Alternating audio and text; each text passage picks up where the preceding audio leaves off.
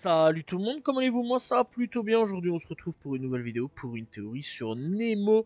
La théorie donc est que Nemo est mort avec le reste de la famille de marins au début du film. Et le film raconte comment son père passe à travers les 5 étapes du deuil. C'est sombre, hein. C'est très très sombre.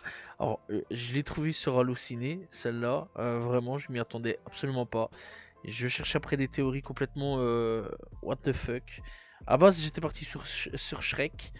Voilà. Et je me suis retrouvé sur Nemo. J'ai vu la théorie, je me suis dit, qu'est-ce que c'est que ce truc? Bref, donc, là-dessus, pourquoi ce serait donc le deuil, etc. Alors, ce serait le choc, accompagné du déni en refusant donc la réalité. Marin s'invente un dernier être aimé, un dernier fils qui est nul autre que Nemo. Après, donc, on a la colère, souvent assortie de culpabilité, se sentant donc responsable de la tragédie qu'il a vécue. Marin veut à tout prix éviter de le savoir de le voir donc se reproduire cette tragédie-là.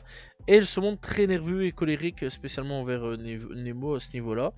Bref, donc là, le marchandage, cette phase donc correspond à la rencontre de Marin avec Dory, soit l'image des négociations donc intérieures qui sont représentatives de la phase du marchandage. Voilà donc une association, enfin une succession donc de discussions centrées sur Nemo qui tournent en rond. La dépression, la quatrième phase donc est assimilée au moment où Marin voit son fils disparaître dans le lavabo du dentiste.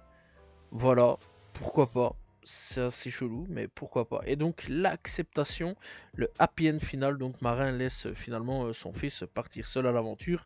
Donc voilà, et selon la théorie, il tourne enfin la page, arrive donc à faire son deuil. Le fils qu'il s'est inventé pour surmonter sa douleur n'a donc plus de raison d'être et devrait disparaître. Bon, après il y a le deuxième qui est là, donc voilà. Bref, donc voilà, quoi, dans l'ensemble, il y a quand même des limites dans cette théorie-là. Encore une fois, j'en ai parlé, donc il y a une suite, Le Monde de Dory, donc sorti en 2016, dans lequel Nemo est toujours présent, et donc l'intrigue du film liée à Nemo, lui-même donc dans l'aquarium du dentiste, où Marin n'est pas présent, et que l'on peut donc difficilement considérer comme une projection de son subconscient dans tout ça. Donc voilà, bref, c'est une théorie assez intéressante, je trouve, assez triste, pas vraiment fun là-dessus. Voilà, c'est là pour briser l'enfance, je trouve, à ce niveau-là. Mais ça aurait pu être réaliste à ce niveau-là. On rappelle quand même qu'au début du film, Marin perd toute sa famille, sa femme et ses enfants. Bon, qui à ce moment-là étaient encore des œufs, des embryons, voilà, on va dire ça. Mais bon, dans l'ensemble, c'est vrai quand même que ça aurait pu être fort possible à ce niveau-là.